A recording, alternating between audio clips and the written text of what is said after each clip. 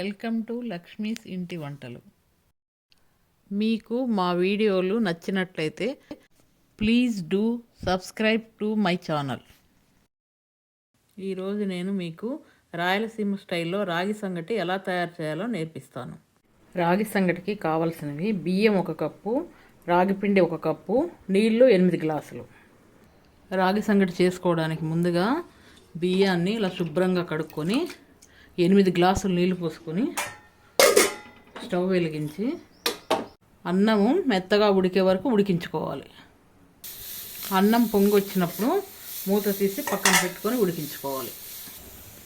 మధ్య మధ్యలో గంటతో కలుపుతూ అన్నం బాగా మెత్తగా ఉడికే వరకు ఉడికించుకోవాలి. ఇలా మెత్తగా ఉడికిన తర్వాత రాగి పిండి వేసుకొని ఉడికించుకోవాలి. రాగి పిండి వేసుకొని మూత పెట్టి ఇలా ఉంచి ఉడికించుకోవాలి.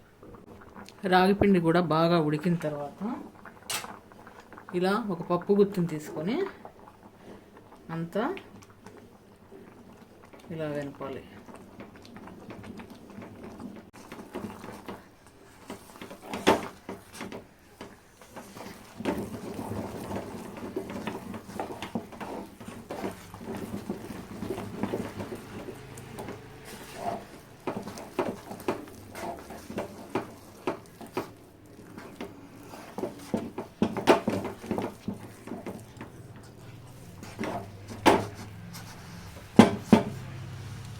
తర్వాత స్టవ్ ఆఫ్ చేసుకోవాలి.